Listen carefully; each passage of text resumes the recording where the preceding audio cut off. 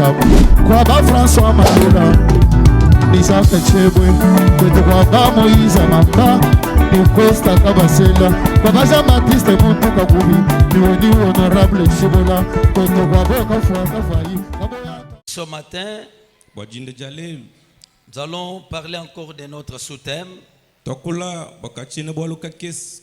Tirer toujours dans les grands thèmes de la prière. Objectif et tactique des mauvais visiteurs, les diables.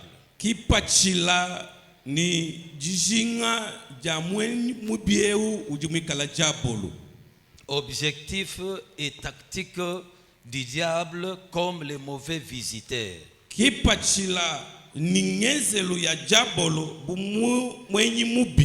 Dans tout ce qu'il fait, il a toujours des objectifs à atteindre. Et pour atteindre ces objectifs, il a aussi des tactiques qu'il met en place pour accomplir ces mauvaises actions par rapport à ses objectifs. Parmi ces objectifs, il cherche à nous empêcher de vivre le plan merveilleux de Dieu.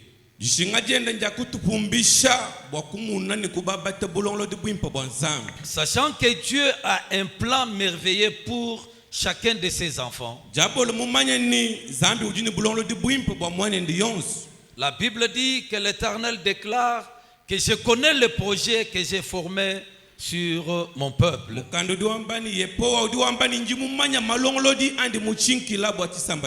Le projet de paix et non de malheur. Alléluia. Amen. Le projet de nous assurer d'un avenir meilleur et de nous donner de l'espérance de la vie éternelle. Au-delà des bons plans, des bons projets que Dieu a pour nous sur la terre, de nous bénir, de nous protéger, de nous sécuriser, de nous faire du bien, au-delà, il y a aussi l'espérance de la vie éternelle.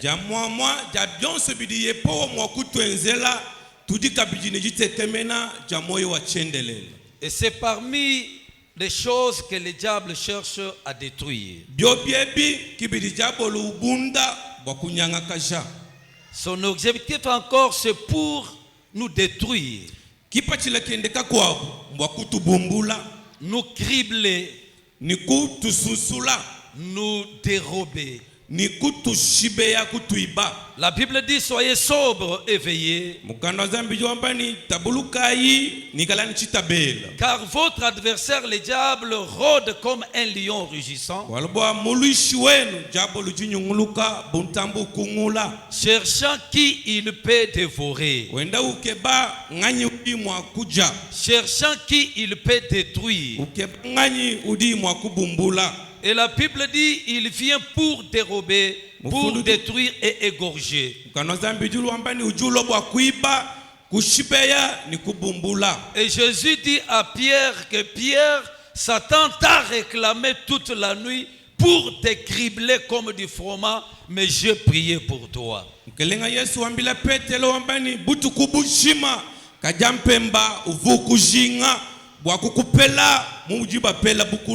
Tu dois être éveillé, tu dois être sobre, parce que tu ne sais pas que pendant que tu dors, qu'est-ce que le diable cherche à faire dans ta vie.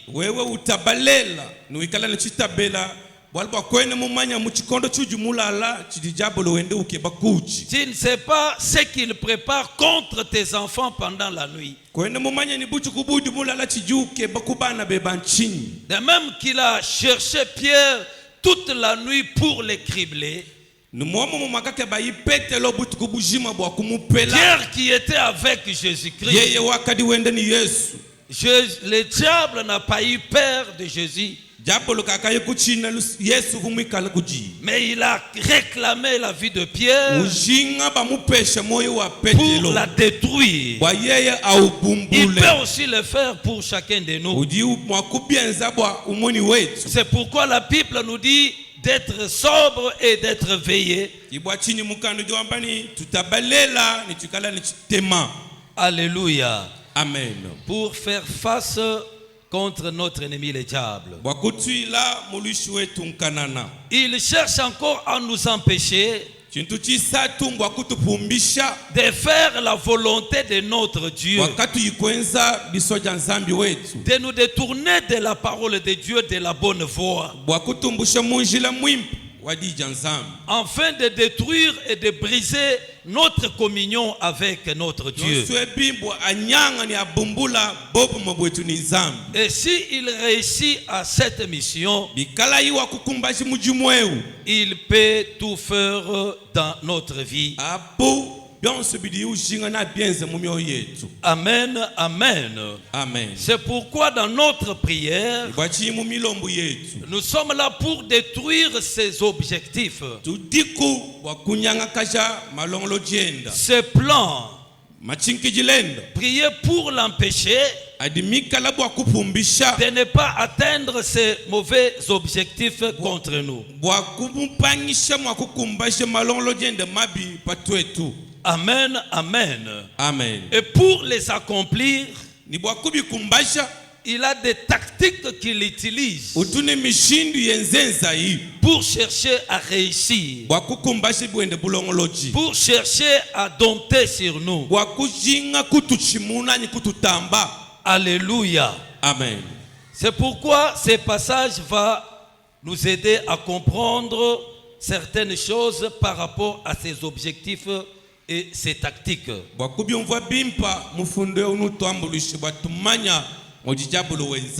Nous allons lire Luc chapitre 11, verset 21 jusqu'au 22e.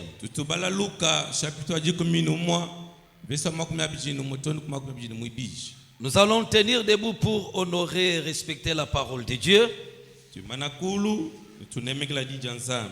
Lorsqu'un homme fort et bien armé garde sa maison,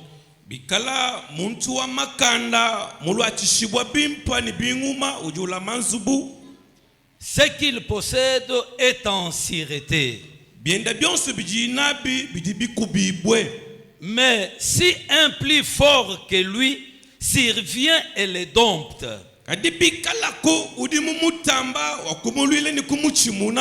il lui enlève toutes les armes dans lesquelles il s'est confié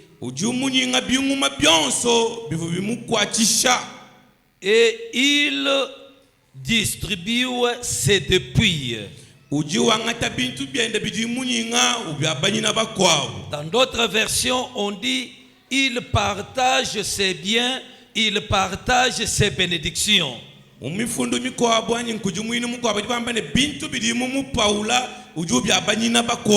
Quand il détruit ses armes, il a l'accès sur ses biens, sur ses bénédictions, qu'il va les partager et les distribuer à ses démons.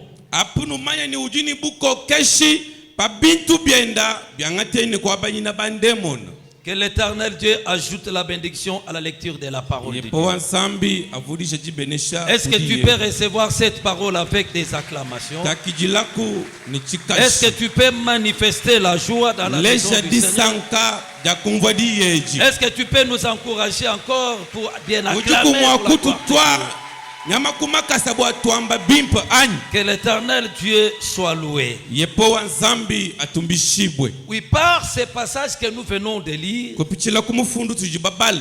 c'est un passage que Jésus-Christ a utilisé des images ou des illustrations pour nous aider à comprendre au moins trois choses par rapport à l'attaque du diable. Dans ces passages, Christ révèle d'abord les objectifs du diable et ses tactiques.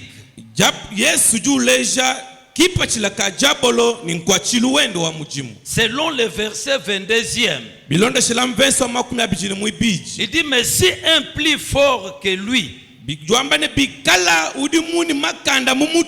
s'il vient et le dompte, il lui enlève les armes dans lesquelles il se confie. Il va détruire tes armes. Et par après, il aura l'accès sur tout ce que tu possèdes. Alléluia. Amen. Que mon Dieu te bénisse. L'homme plus fort ici, c'est le diable, que Jésus fait allusion. Amen, amen. Amen. Alors dans ce verset, Christ présente ses objectifs et ses tactiques.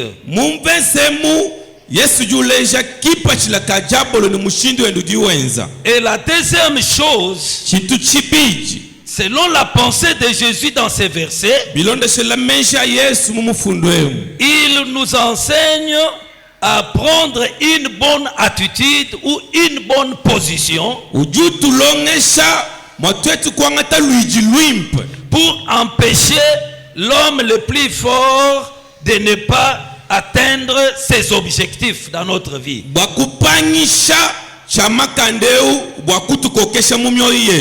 Alléluia. Amen.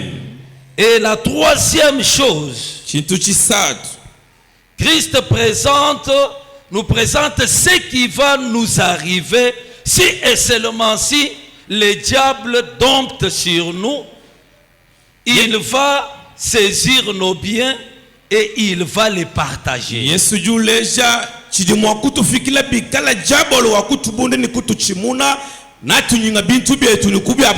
qui va arriver à un chrétien que le diable a dominé sur sa vie, que le diable a triomphé de lui, il va saisir ses biens, il va ravir ses biens, il va ravir ses dépouilles et les partager aux autres.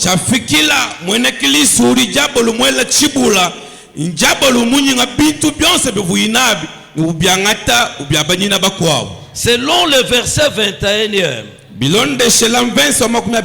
il dit, lorsque un homme fort et bien armé garde sa maison,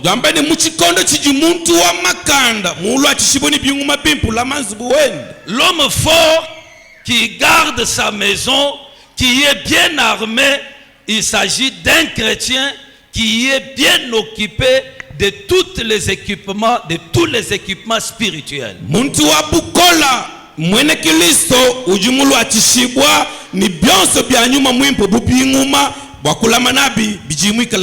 Un chrétien qui est bien équipé spirituellement, c'est un homme fort devant le diable. Et un chrétien qui n'est pas équipé spirituellement, devant le diable, il est faible. C'est là que Jésus utilise le terme de l'homme plus fort. Le diable devient plus fort sur toi si tu n'es pas bien équipé spirituellement.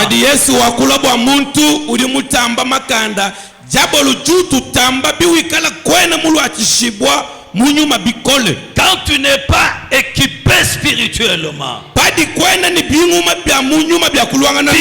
vide en toi. Jésus parle des démons, il dit ceci. Quand un esprit mauvais sort d'une personne, il va dans les lieux arides. Et quand il n'a pas le repos là-bas, il va retourner de la maison où il était chassé. Et quand il revient, il trouve que dans la maison, il y a un vide. Et la maison est balayée et ornée. Ce qui révèle qu'il n'y a pas d'équipement. Il ne va pas entrer. Il va chercher cet autre esprit de son espèce, plus méchant et plus fort que lui. Et ils vont revenir pour entrer dans cette maison-là. Et la Bible dit, la dernière condition de cette personne, sa dernière souffrance sera plus pire que la première souffrance. C'est-à-dire quand Christ fait allusion à la maison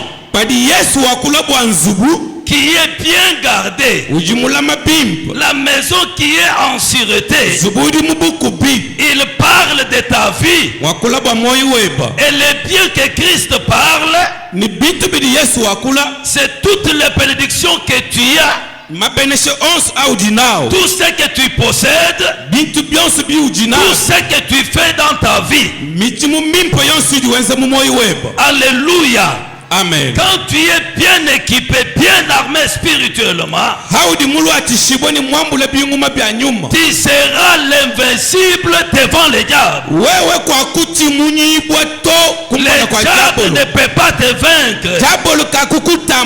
C'est là où la Bible dit ils te feront la guerre, mais ils ne te vaincront pas parce que tu es bien armé spirituellement. Alléluia. Amen. Amen. Amen. Amen. Mais qu'est-ce qui fait que le diable devienne l'homme le plus fort? C'est quand il vient dans ta vie, il trouve que tu n'es pas équipé.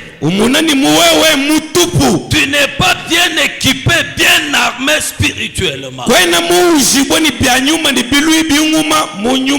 Alléluia. Amen. Il y a des choses que nous devons comprendre. La première chose, c'est d'être armé, d'être équipé. Et la deuxième chose, c'est être bien armé, être bien équipé. Que Dieu du ciel vous bénisse. Tu peux avoir toutes ces armures, mais il y a certaines personnes qui sont bien équipées. Les autres sont armés et non bien équipés. Ce sont ces gens-là que le diable devient le plus fort. Et pour les détruire, il va commencer à ravir leurs armes.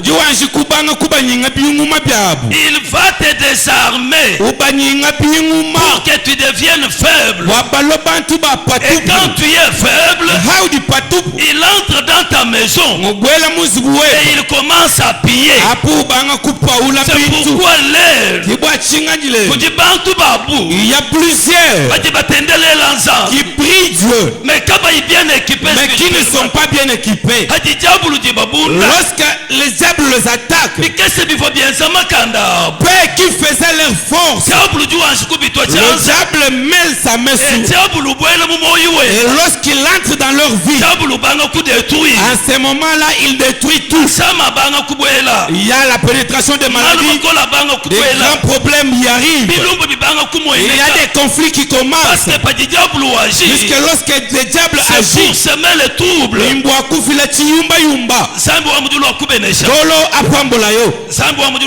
mon Dieu te console. C'est-à-dire tactique wende ye. C'est-à-dire lorsqu'il s'approche près de la personne qui n'est pas bien équipée, il va commencer par chercher à détruire quelques armes qui font ta force.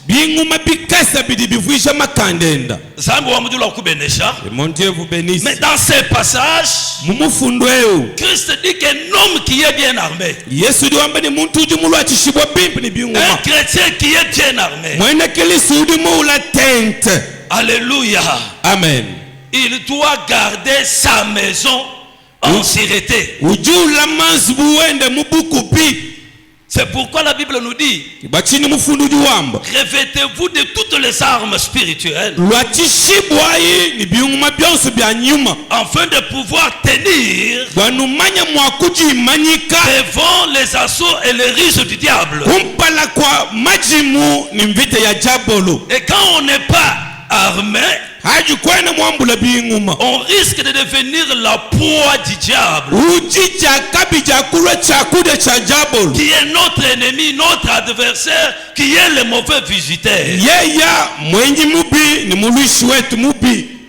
Alléluia. Amen. Mais quels sont les équipements spirituels que nous pouvons avoir?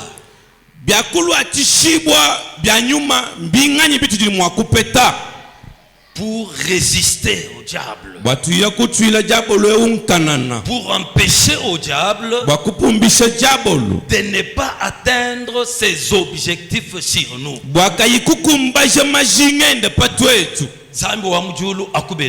Que mon Dieu du ciel vous bénisse. J'ai énuméré 3 équipements parmi tant d'autres, mais j'ai compris que ces 3 ici peuvent nous aider et nous donner la force de résister au diable, d'empêcher au diable d'atteindre ses mauvais objectifs sur nous.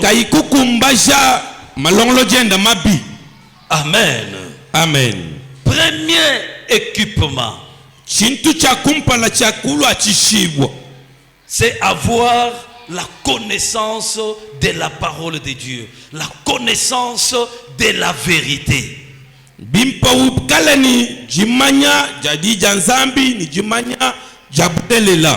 Amen, amen. Amen. Et celui qui a la connaissance de la parole de Dieu, et c'est celui qui a aussi l'abondance de la parole de Dieu dans sa vie. C'est celui qui donne de l'importance à la parole de Dieu. C'est lui qui aime écouter, entendre la parole de Dieu. C'est lui qui cherche la parole de Dieu. Parce que c'est à partir de la parole de Dieu que nous pouvons acquérir la connaissance. La Bible dit ceci: la foi vient de ce que l'on entend, et ce que l'on entend vient de la parole de Christ. Alléluia. Amen. C'est lui qui a besoin de la connaissance. Il doit aimer la parole de Dieu. Il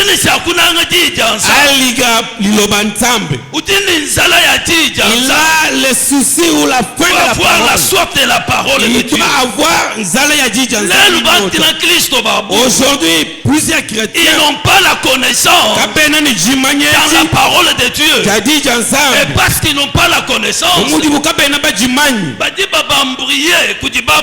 ils sont embrouillés par le prophète. Aujourd'hui il est à telle montagne, aujourd'hui il est au milieu de nous. Par manque de la connaissance. Quand tu as la connaissance, tu seras sûr de ton Dieu. Il ne sera pas agité Parce que tu connais ton Dieu. Job dans la souffrance, malgré les critiques de ses amis, malgré les condamnations de ses amis, il leur disait ceci: même si ma peau est détruite, même si je suis resté qu'avec les os, mais je sais une chose, j'ai la connaissance d'une chose, que mon rédempteur n'est pas mort, mon rédempteur est vivant, il s'élèvera le dernier sur la terre. Il avait la connaissance que malgré la souffrance, un rédempteur existe. Un rédempteur, même s'il n'est pas visible à l'œil nu, mais par la foi et par la connaissance, je sais qu'il existe. Il ne m'abandonnera pas. Il s'élèvera pour ma situation. Ce matin, et Dieu qui s'élève souvent le dernier, qui nous s'élève dans tes affaires, c'est lui qui s'élève le soir, qu'il te voie au bout de ta force, qu'il s'élève le soir de ce jour, là où tu es arrivé à la fin, là où tu manques la force, le Dieu du ciel, il est centre dans tes affaires. Ne te fatigue pas dans la foi. Et la connaissance de la parole. Alléluia. Amen. Et mon Dieu vous bénisse. Je vois un cercueil rouge placé à l'entrée de la porte d'une maison. Le Dieu me dit que c'est un esprit de mort. Tu as seulement une prophétie pareille, ton cœur agité. Prophète, tu as vu un cercueil rouge dans ma porte. Que dois-je faire? Et à ce moment-là, cette nuit-là, tu as une petite fièvre. Là, c'est une parole certaine. Et mon Dieu vous bénisse. Je ne refuse pas la prophétie. C'est un nom spirituel qui travaille pour l'édification de l'église. Mais il y a de ces gens-là qui veulent capter les enfants de Dieu dans la captivité avec des prophéties compliquées.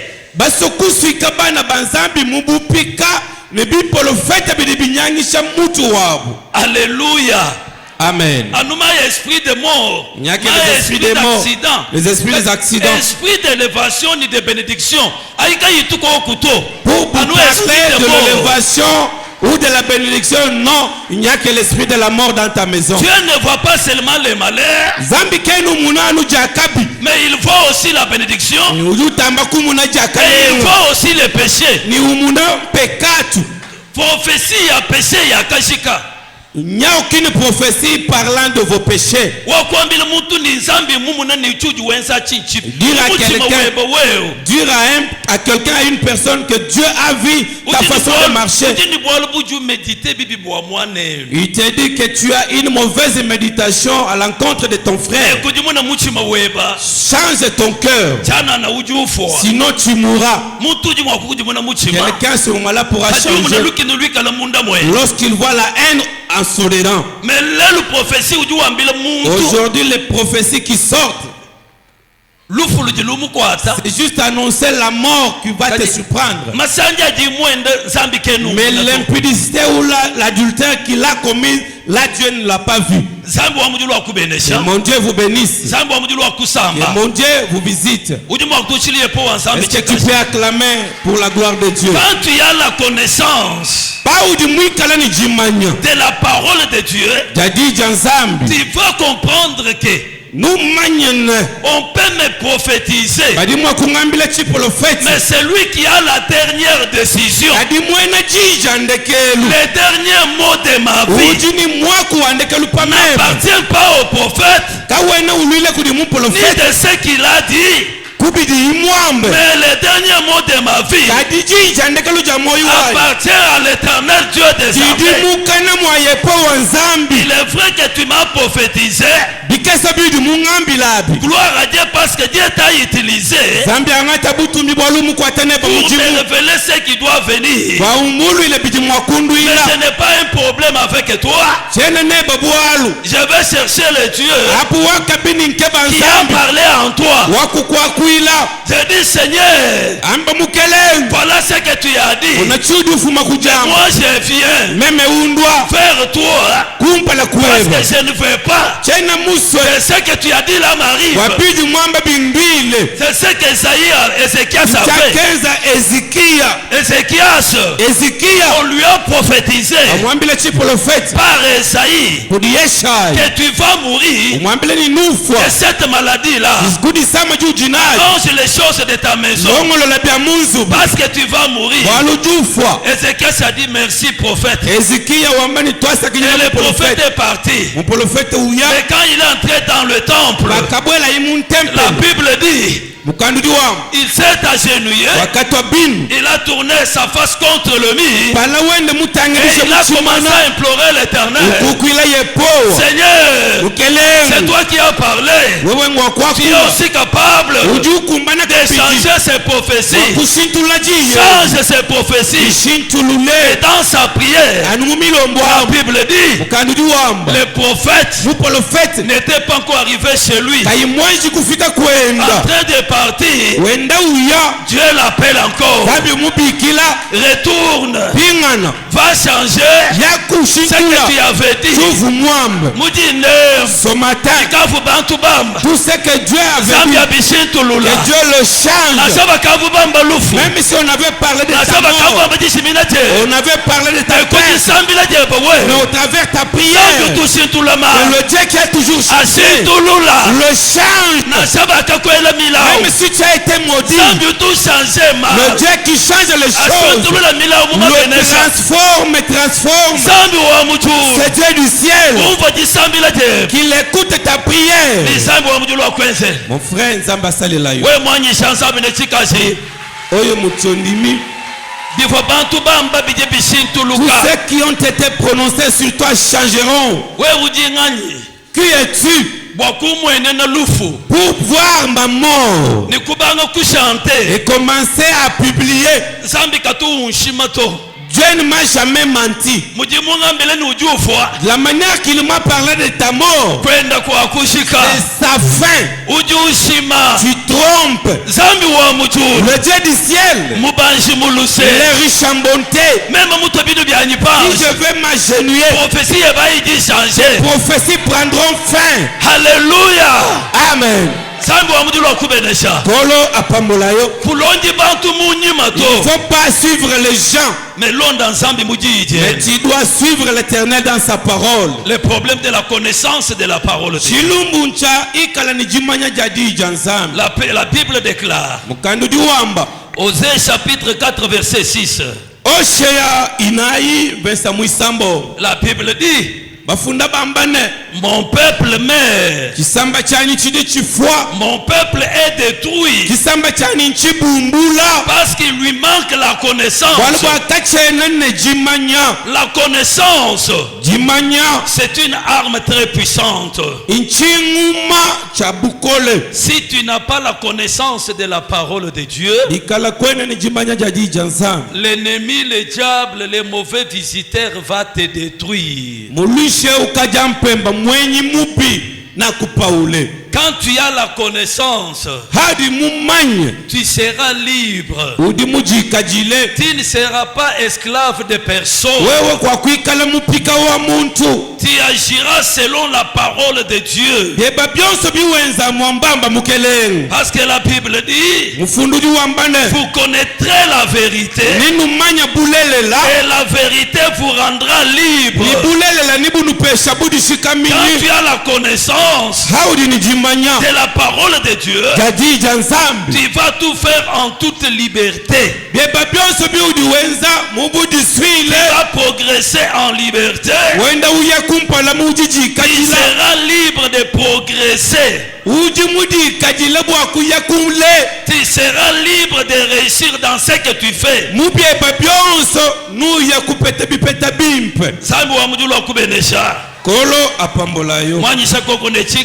Est-ce que tu peux acclamer bien pour ce Dieu?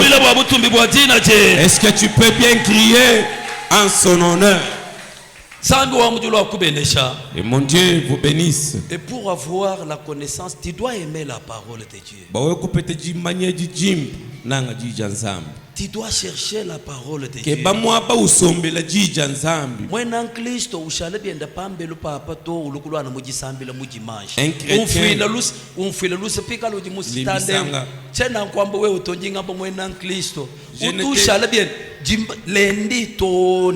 Je parle juste à un chrétien qui a l'habitude de rester à la maison du lundi à dimanche sans rien faire. Mais dans ta vie, tu as des combats. Il y a de grandes choses qui t'arrivent. Dans ta famille, il n'y a que des malédictions qui règnent. Si des fois tu es en mouvement, c'est à cause de la grâce de ta prière. Mais pour rester soudé à ce Dieu, un problème dans ta vie. Kolo apambolayo. Qu'il te console. Il faut chercher la parole de Dieu. Dans l'église, la lire quotidiennement dans ta maison. Tu la lis, tu la médites. Que ce livre de la loi ne s'éloigne point de ta bouche.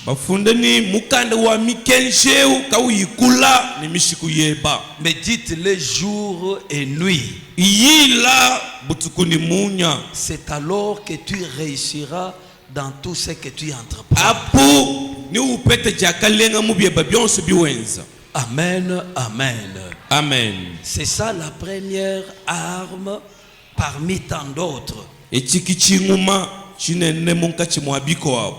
Deuxième arme, c'est avoir une foi ferme. Rester dans la foi ferme.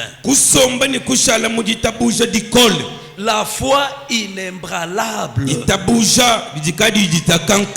Une foi constante. Une foi qui ne se laisse pas bouger ni bousculer. La foi qu'on ne peut pas changer sa position. Quand tu crois, tu crois. Quel que soit le temps et les circonstances, quels que soient les injures, quel que soit le combat, quel que soit le malheur, quelle que soit la souffrance,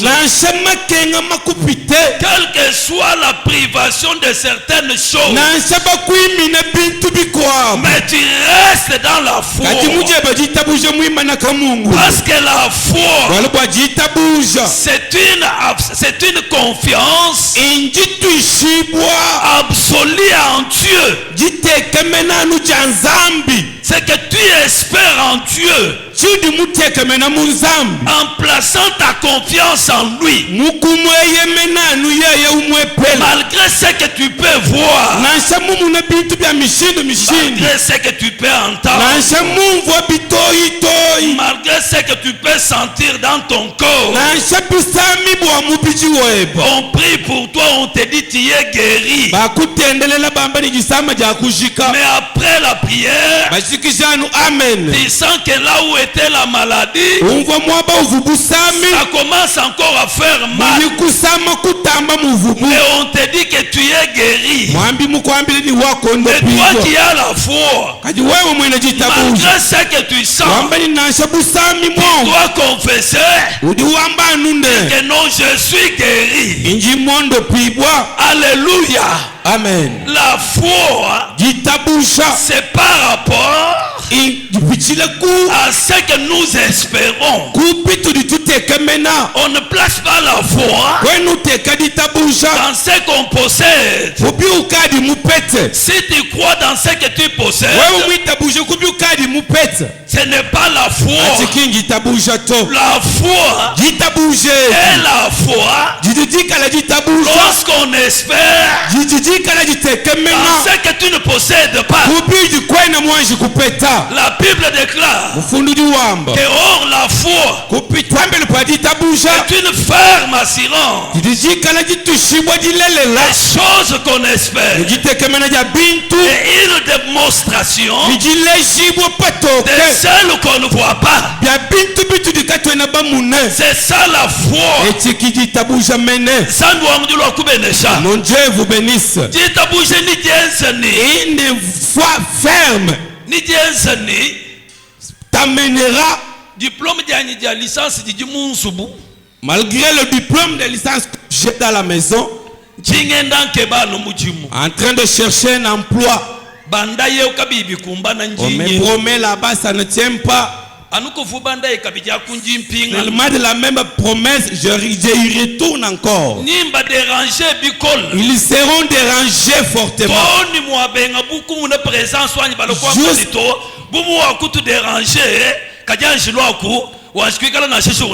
Jusqu'à ce qu'ils seront fatigués de ma présence pour décider, viennent quand même être un journalier.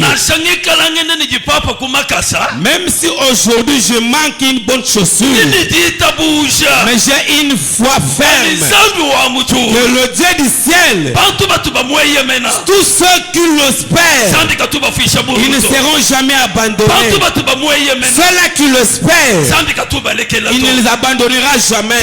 Je suis rassuré qu'avec ce Dieu, ça réussira.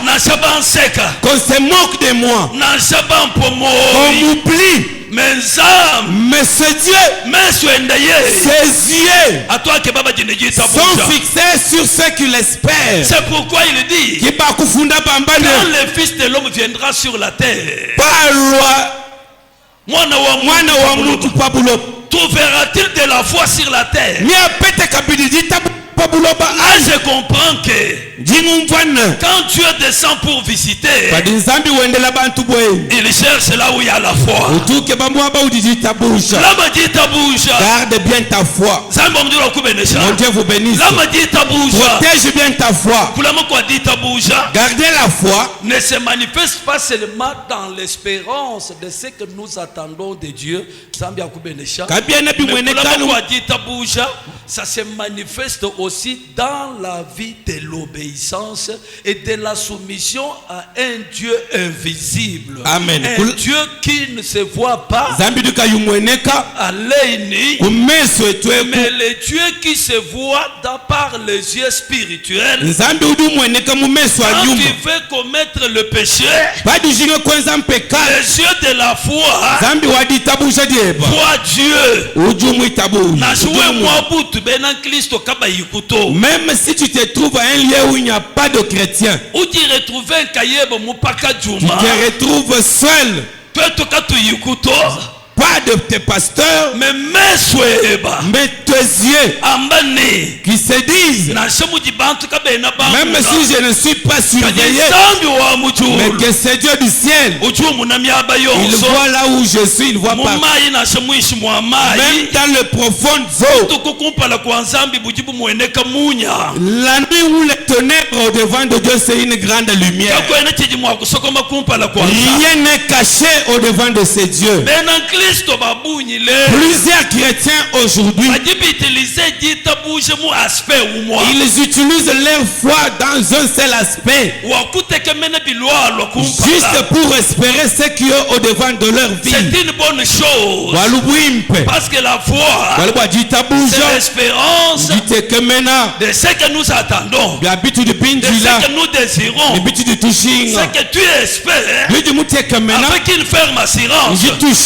Mais c'est aussi la démonstration de celle qu'on ne voit pas. On ne voit pas les dieux invisibles, mais les dieux invisibles, sa vie est reflétée par la vie de frère Martin.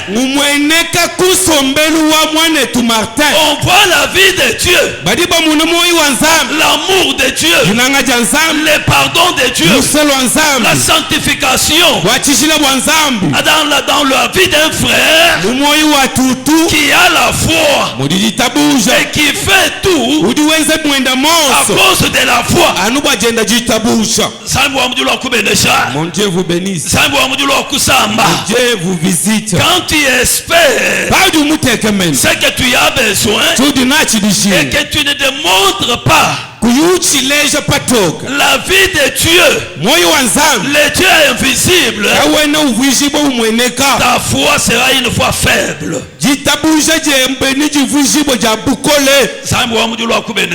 Mon Dieu vous bénisse. Je crois fermement que je serai épousé. Chaque nuit, tu es sûr de la mort. Mais tu espères que Dieu t'enverra. Ce n'est pas la foi. Tu vis dans le péché.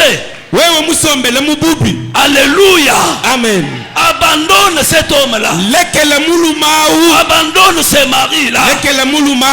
Reste seul. Accepte la souffrance et espère en Dieu. L'éternel Dieu se manifestera dans ta vie.